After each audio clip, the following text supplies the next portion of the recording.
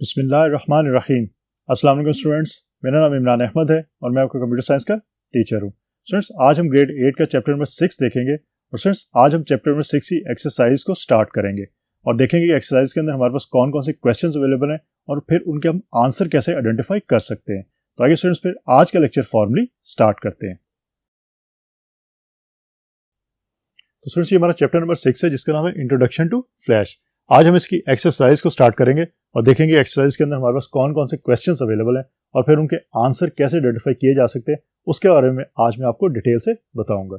Students, पहली exercise है exercise ए, multiple choice questions mean MCQs जिसको हम कहते हैं, कि आपको एक स्टेटमेंट दी जाती है और स्टेटमेंट के अगेंस्ट आपके पास डिफरेंट चॉइसेस अवेलेबल होती हैं। जिस तरह इस केस के अंदर A B C mean 3 choices available हैं। आपने बेस्ट जो चॉइस है वो आपने जो है आइडेंटिफाई करनी है और चेक करना है कि कौन सी चॉइस जो आपकी वो बेस्ट होगी इन तीनों में से, इस स्टेटमेंट को देखते हुए। और स्टूडेंट्स, इसके अंदर 2-3 टिप्स हमारे पास मौजूद हैं, उसको हम यूज करते रहे प्रीवियस चैप्टर्स के अंदर भी। आज फिर मैं आपको बता देता हूँ। पहली चीज तो कि आपने स्टेटमेंट को अच्छी तरह रीड आउट करना है, उसको समझने की कोशिश करनी कि स्टेटमेंट में पूछा क्या गया और कहा क्या गया।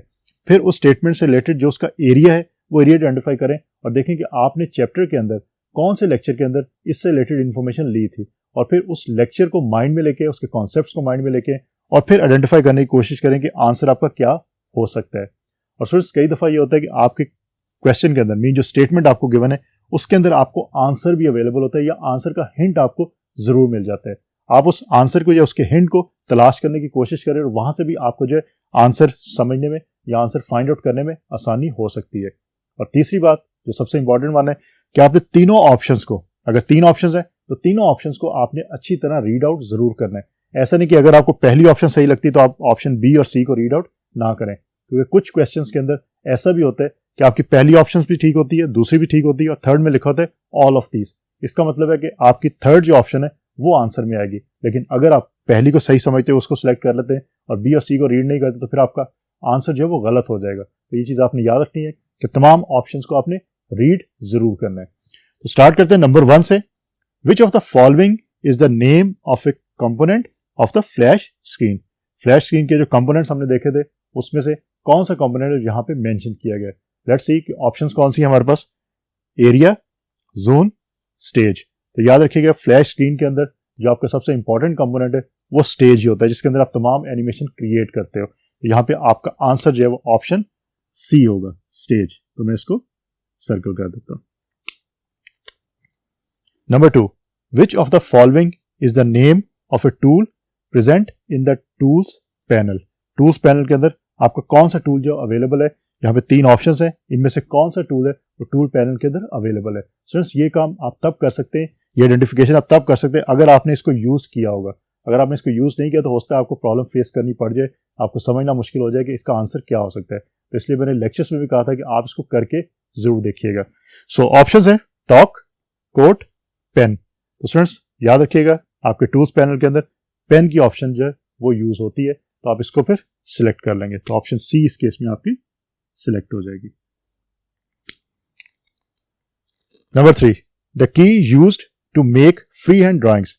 फ्री हैंड ड्राइंग्स के लिए फ्लैश के अंदर आप कौन सी की को यूज करते हैं, पेंट बकेट, रेक्टेंगल या पेंसिल। याद रखिएगा पेंसिल को, आप पेंसिल को रिलेट कर सकते हैं रियल लाइफ के अंदर जो आप पेंसिल्स यूज करते हैं उससे रिलेट करके आप ये कॉन्सेप्ट याद रख सकते हैं। सो फ्री हैंड ड्राइंग के लिए आप पेंसिल को यूज करते हैं।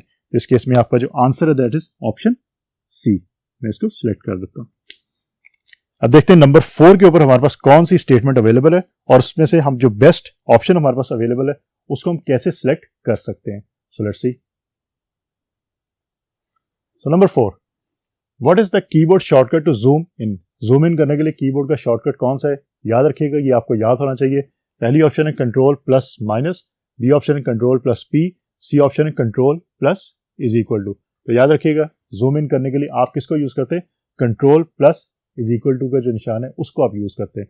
CTRL बेसिकली शॉर्ट फॉर्म है कंट्रोल की। तो आप कीबोर्ड से कंट्रोल प्रेस करते हैं, उसके साथ साथ आप क्या करते हैं प्लस को प्रेस करते हैं और फिर उसके साथ क्या करते हैं आप इज इक्वल टू का जो आपका आइकॉन है या निशान है उसको आप प्रेस करते हैं, तो फिर जूम इन हो जाता है। तो स्टूडेंट्स इस केस में आपके जो ऑप्शन सी है that will be your correct answer. Number 5, if 24 frames per second is given, how many frames does the animation show in 2 seconds? Frames पर सेकंड मीन 1 सेकंड के अंदर 24 फ्रेम्स जो है वो आपके एग्जीक्यूट होते हैं। तो 2 सेकंड्स के अंदर कितने होंगे?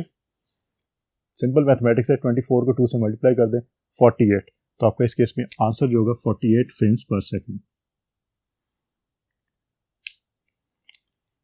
तो स्टूडेंट्स ये हमारे पास थे एमसीक्यूज कि आपका स्टेटमेंट अवेलेबल है, आपने उसमें से बेस्ट जो आंसर है, बेस्ट जो आपके पास ऑप्शन है उसको सिलेक्ट करना है on the basis of statement. तो इसको आपने याद रखना है कि इसको हमने कैसे करना है। अब हम बात करते हैं एक्सरसाइज बी की, जो है फिल इन द ब्लैंक्स। कि आपके पास एक स्टेटमेंट अवेलेबल है, उसके अंदर आपके पास ब्लैंक स्पेसेस मौजूद होती हैं, उन ब्लैंक स्पेसेस को आपने अप्रोप्रिएट जो कीवर्ड है उनसे फिल आउट करना होता है। तो ये आप कैसे कर सकते हैं? अगेन यहाँ भी आपने स्टेटमेंट को अच्छी तरह रीड आउट जरूर करना है।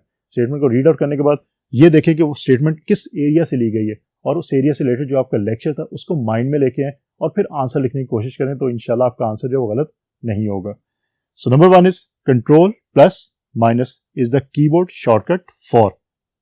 क्या आंसर यहां पे आएगा? यहां पे आंसर बेसिकली आएगा जूम आउट का। तो हम लिखते हैं कि यहां पे zoom out, zoom out mean control plus minus के जो आपका कीबोर्ड शॉर्टकट होता है वो जूम आउट के लिए यूज होता है।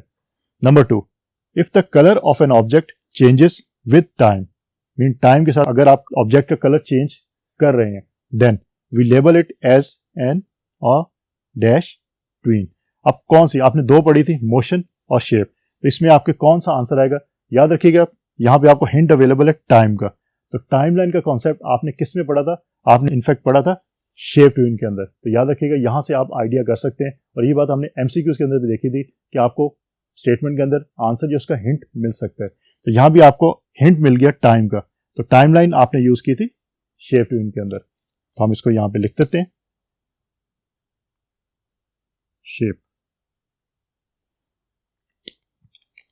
Number 3, for the dash tween object needs to be converted to symbol. ये काम भी हमने करके देखा और किसमें देखा था? मोशन के अंदर। सो यहां पे मेंशन कर देता हूं मैं मोशन डूइंग।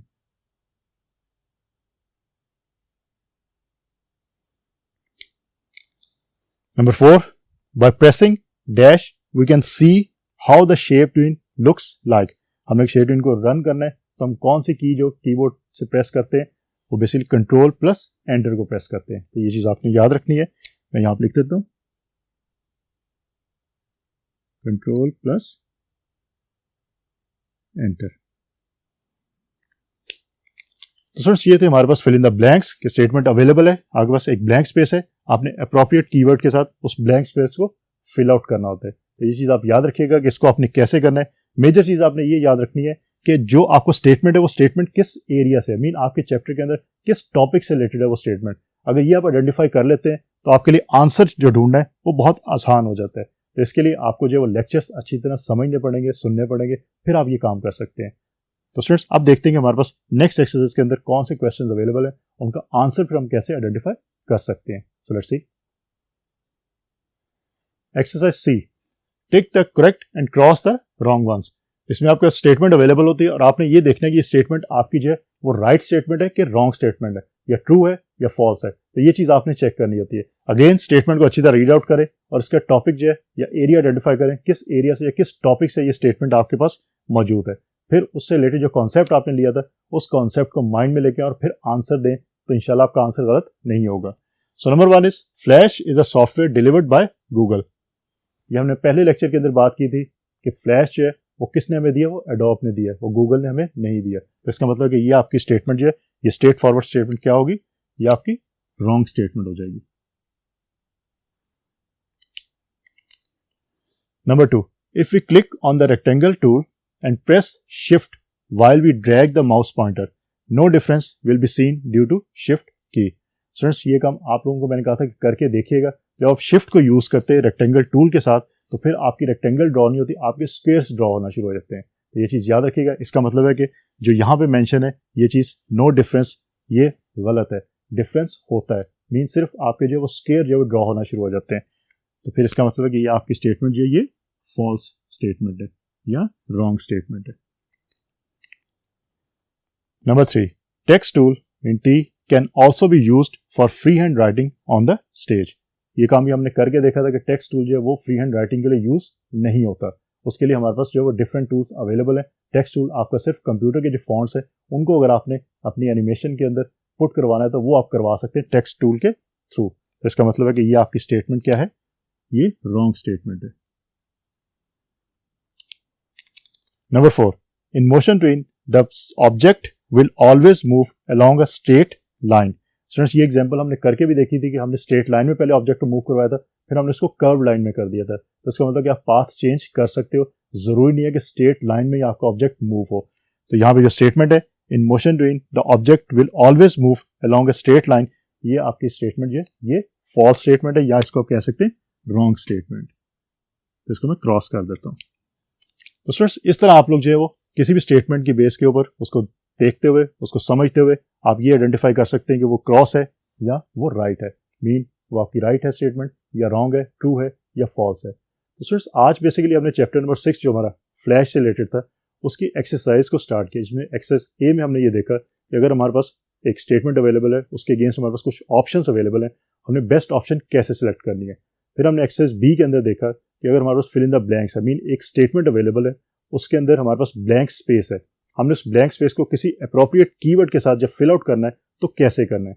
लास्ट में हमने एक्सरसाइज सी के अंदर देखा कि हमने ट्रू फॉल्स, मीन एक स्टेटमेंट अवेलेबल है, उसमें से हमने ये आइडेंटिफाई करना है कि कौन सी आपकी स्टेटमेंट ट्रू है, कौन सी फॉल्स है, या कौन सी स्टेटमेंट आपकी जो वो राइट है और कौन सी स्टेटमेंट आपकी रॉन्ग है। तो स्टूडेंट्स इन क्वेश्चंस को अच्छी तरह याद रखिएगा, आपके एग्जाम्स में इनके बारे में पूछा जा सकता है। तो स्टूडेंट्स होपफुली आज का लेक्चर आपको अच्छी तरह समझ आ गया होगा। इंशाल्लाह अगली दफ़ा नए लेक्चर के साथ दोबारा मुलाकात होगी। अपना बहुत सारा ख्याल रखिएगा। अल्लाह हाफिज़।